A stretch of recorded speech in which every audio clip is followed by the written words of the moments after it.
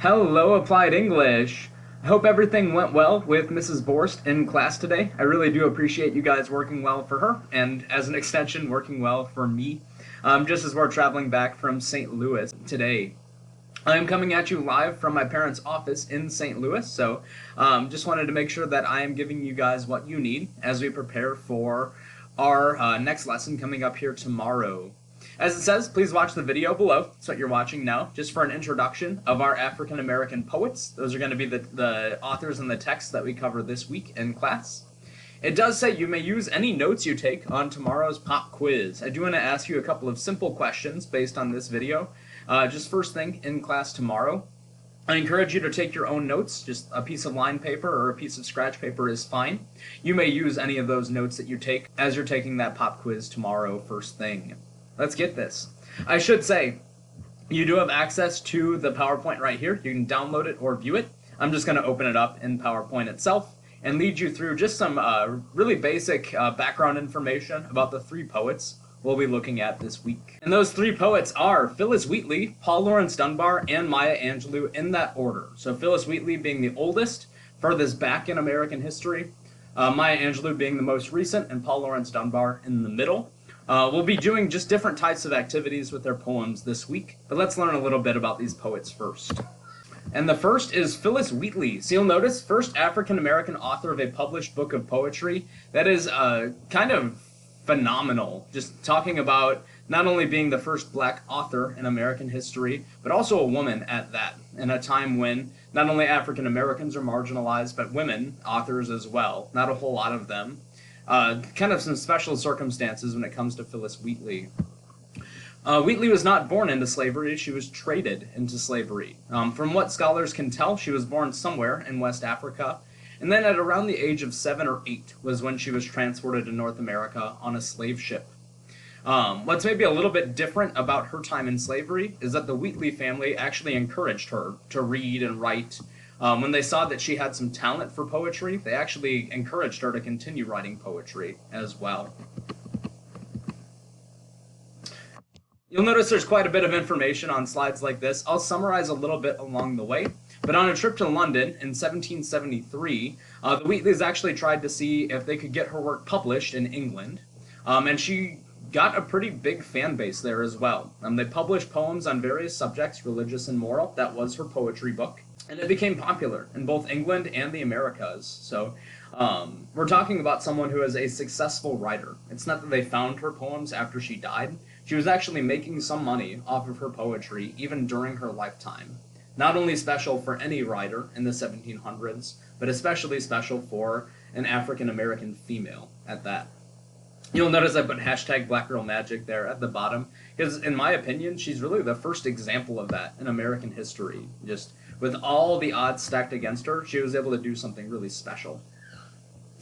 She was actually freed, emancipated by her masters shortly after her book was published. Little fun fact on that, the Wheatleys actually weren't planning on emancipating her, but so many people were appalled that they would leave her in slavery after doing something so great. So it was under that pressure that they freed her. And sadly, the rest of her life didn't go so well. She did get married to a man named John Peters. They did lose several children in their childhoods, sadly, just looking at that. She did kind of die in poverty at the age of 31, so died early, a lot of sickness and death in her family at the time. Just her life did not go great after emancipation. It would actually be a really, really long time before there'd be another popular Black American poet. Once again, it's Black Girl Magic. It's just a really early example of an African American female doing something really special early on in American history. Next up is Paul Laurence Dunbar. So notice we do have a photograph of this man. We're jumping about 100 years here. Paul Laurence Dunbar is actually not just a poet, although that's maybe what he's best known for today.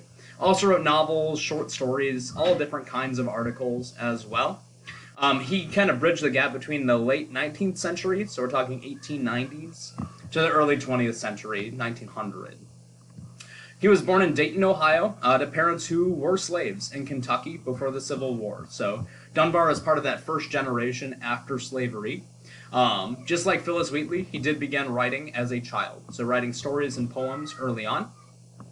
The difference between Dunbar and Wheatley is that Dunbar went to school, published his first poems at the age of 16 in a newspaper, and he had a very successful high school career especially. So president of his high school's literary society, he also did all kinds of sports. It actually reminds me a little bit of what we talked about with Bryan Stevenson. He was kind of a well-rounded, really successful high school student, and that carried him further into his writing career as well.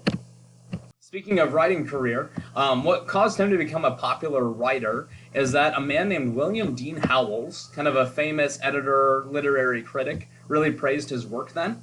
It was through that he actually gained an international reputation. So his stuff was being read not just in the US, not just in England as well, but also all over Europe. Again, he wrote more than just poetry. Wrote short stories, wrote novels. He also wrote a musical comedy called In Dahomey.